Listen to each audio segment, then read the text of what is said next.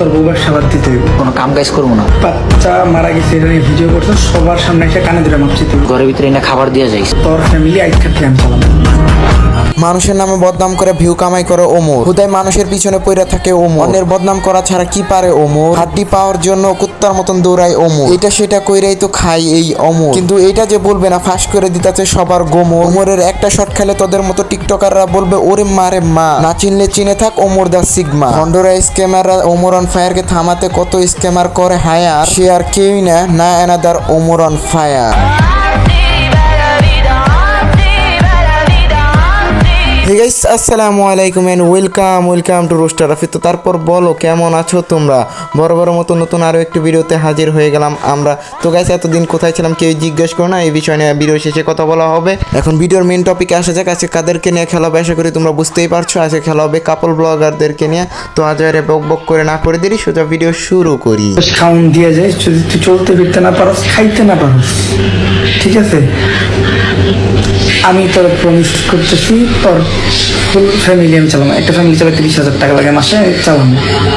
তোর বউবার সাবাদ দিতে হইব। বুঝতে হবে এটা ওমর ফাঁস করে দিতে পারে সবার গোমর। তবে এই কন্ট্রোভার্সি শুরু হয় কেমনে? এমনে না এমনে? নাকি মিয়া খলিফা চিৎকার করে যে এমনে? না, কোনো চিৎকার চেঁচামেচি হয় না। একটা বাচ্চা মরার ফলে এই কন্ট্রোভার্সিটা হয়েছে। ইন্নালিল্লাহ। এখন কিন্তু আর ফানি মুড নাই, কিন্তু এই বাচ্চা মরার পর এই মরাটাকে নিয়ে ব্যবসা শুরু করে দেয় এই কুলাঙ্গার বাবা মা। সাজিয়ে গুলিয়ে দে মোরে সজনী তোরা, সাজিয়ে গুজিয়ে দে মোরে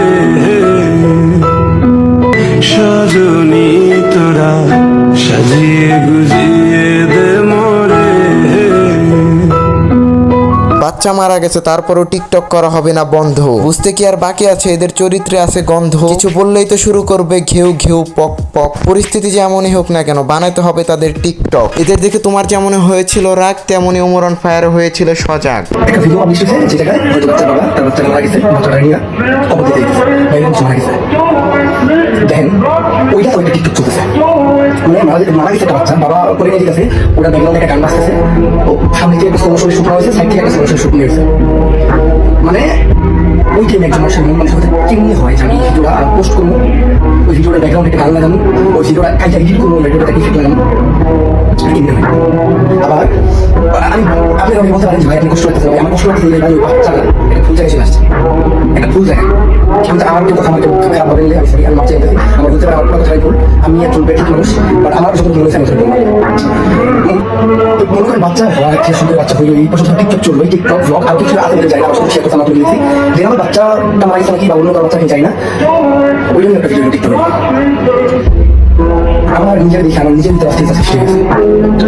আবার অনেক বাংলাদেশের পাবলিক কত পরিমাণ ইমোশনাল, আর একটা বললাম না কমেন্ট থেকে বুঝা যায়, কমেন্ট আপনার আবেগ আসতেছে কোন থেকে, আবেগ আসতেছে কোন থেকে?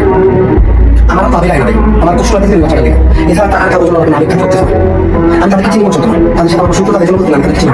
আমি জাস্ট দেখলাম আমার ভিতরে মানে আমার মন কেমন যেন একটা ভিডিও বুঝতে পারবো। মূলত জ্ঞান বুদ্ধি নাই, বিবেক বুদ্ধি নাই, প্রত্যেকটা জিনিসকে বেশ মজা হয়েছে, প্রত্যেকটা জিনিসটা মজা না। আল্লাহ তাআলা প্রত্যেকটা মানুষের হৃদয় দান করুক।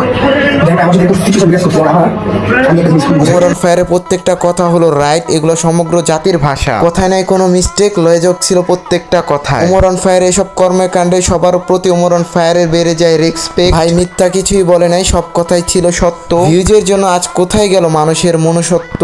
2 দিন হলো তোর মেয়ে মারা গেছে আর তুই এখন এসে টিকটক করতেছো। আরে ভাই আপনারা তো আমার ঘরে এসে খাবার দিয়ে যাবেন না। আমি যদি ভিডিওটা নাই আপ দিই, ভিডিওটা নাই করি, আমি যদি কোনো কাজ কাম না করি, আপনারা তো আমার ঘরে এসে খাবার দিয়ে যাবেন না।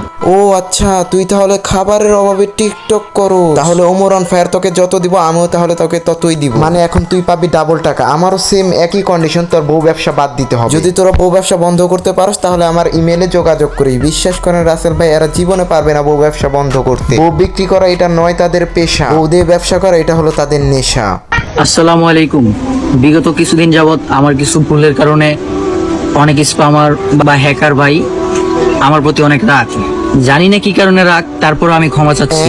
ও কি কয়, কি কারণ রাখ ও জানেই না। তোর আর তোর বইয়ের পাদের গন্ধ টিকটকারদেরকেই ভালো লাগে, আমাদের ভালো লাগে। বিশ্বাস কর, কি গন্ধ, ছি থু। তো তো ইয়াপ গাইস, ভিডিওটা আজকের মতো এই পর্যন্তই। ভিডিওটা আর বড় করতে চাই না। তো এখন কথা বলা যাক আমি এতদিন কেন হলো অফলাইনে ছিলাম, কেন তোমাদেরকে ভিডিও দিতে পারিনি। তো মূলত আমি তো এখন কলেজে পড়ি, কলেজ যেতে হয় প্রতিদিন 8টা বাজে, আবার কলেজ থেকে আসি 2-3টা বাজে, প্রায় 3-4টা বাজে জায়গা।